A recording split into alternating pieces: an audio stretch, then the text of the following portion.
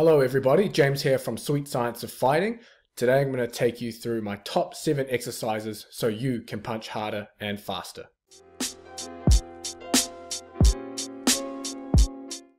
Before we go through the 7 exercises, we need to know exactly what contributes to a hard punch. If we know what factors influence a hard punch, then we can select the appropriate exercises to improve those physical qualities.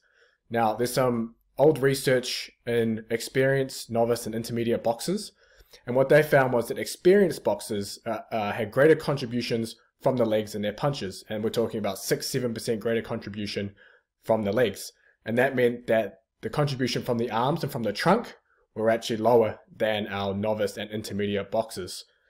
The same thing is seen when we look at the style of boxer. So boxers that are known as knockout artists also show greater contributions from the legs in their punch, and we're talking the same 6-7% greater contribution, with slightly less from the arms and the trunk compared to players and speedsters. So from that research, we can take from that the legs may be the most important part in terms of physical qualities with having a harder punch. Now, more recent research out of the amateur ranks, or the elite amateurs out of Brazil in boxing, they actually correlated jump performance with having a harder punch. So the author stated that approximately 78% of the force from a punch can potentially be explained from jump performance. And what that means is if you can jump higher or produce more power and force during a jump, then you're likely to have a harder punch. So if we can just improve that aspect, then we can also carry that over to our punching performance. Now, if you want to refer to something written that you can refer back to, in the description and the comments, I'll have a link to my blog post on this topic. So if you need to go back and refer to anything, or if you want any of the references to the research that I mentioned, it's all in that blog post. So the first exercise is the jump squat. Now, this is also known as a loaded counter movement jump, or just a loaded jump, but the most important point is that you're jumping with an external load. You can either hold dumbbells or have a barbell on your back. You can see in the video now, I've just demoing it with the barbell on my back, but the great thing about this exercise is its versatility. Now, you can load it to a point where you can focus more on the strength speed side, so jumping with heavy load with, say, greater than 80% of your body weight on the bar. You can even go right down to around 10% of your body weight on the bar if you want to work more of that speed strength.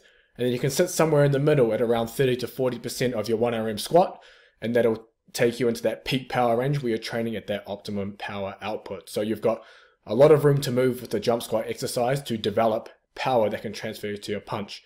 Now, talking to a professional boxer from Romania, he mentioned that he felt most prepared for his fights when he could jump squat with 100 kilos for a few reps.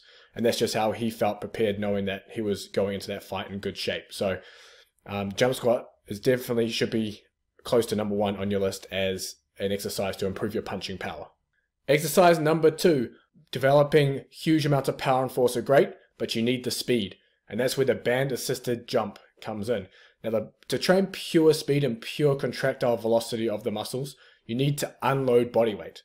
One way to do that is you can, say, lie flat on a skateboard and be against the wall with your feet, and you can push off, and that way you're essentially doing an unloaded jump. Unfortunately, you need a lot of space, you need the equipment, etc. to do that. So one way to replicate this, where you can't unload your full body weight, you can unload a lot of it just by having band tension. So if you tie a band to the top of your rack, as you see in this video, you can perform jumps, either holding the band or the band around you like a backpack, which I prefer. And you can just perform 3 to 5 jumps as hard and as high as you can. You may have guessed this third exercise was going to be on the list, and that's the squat. Now, it doesn't matter what kind of squat, back squat, front squat, split squat, whatever you do, it's just about developing that general strength in the legs. Now, it doesn't mean you have to go squatting 400, 500 pounds. It's just the idea of, we need to develop that maximal strength in the legs, and we can transfer that over to the punch. It also means that you don't want to spend a lot of time doing this kind of training. We know that a lot of maximal strength training can be detrimental to speed.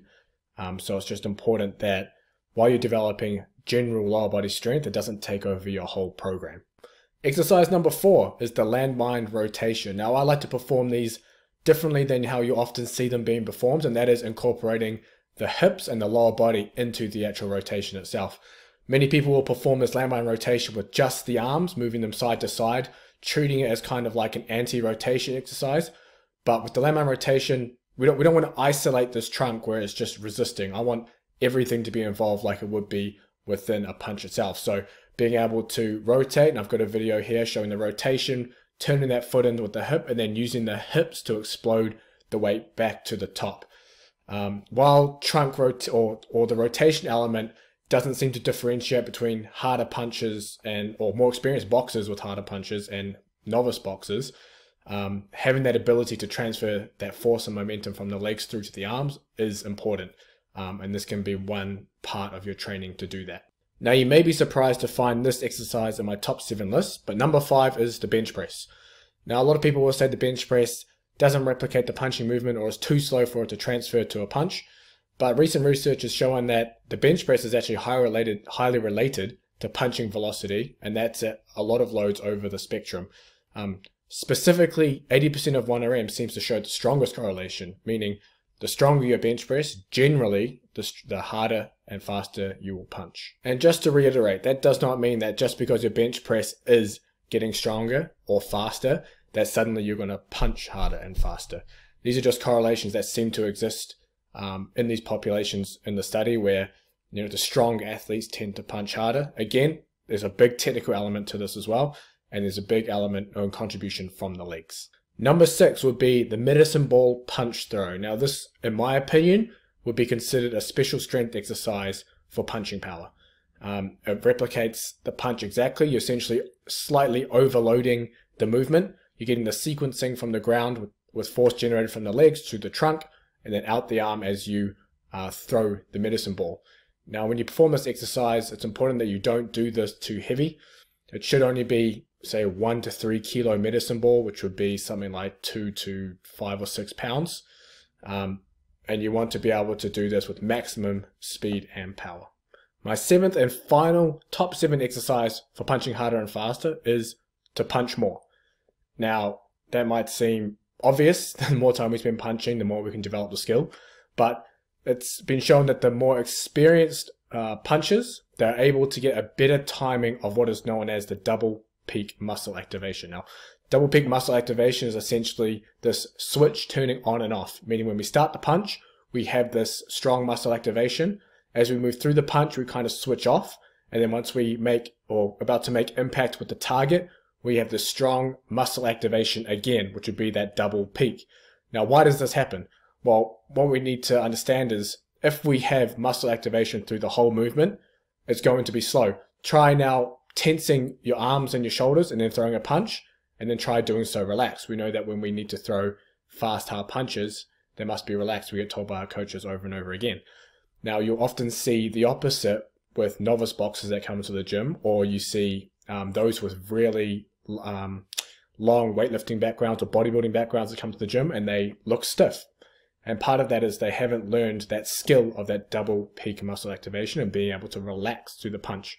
Now, what this also allows us to do is when we get that extra muscle activation at impact of the target, we improve what is known as effective mass. Now, effective mass is not just how much mass you have on the body or how much mass you're trying to impart on the target. It's about how much momentum and force you can transfer through your hands to the target. And in order to transfer the force generated from the legs through the trunk as you sequence it up through to the hand, you need to be stiff at impact.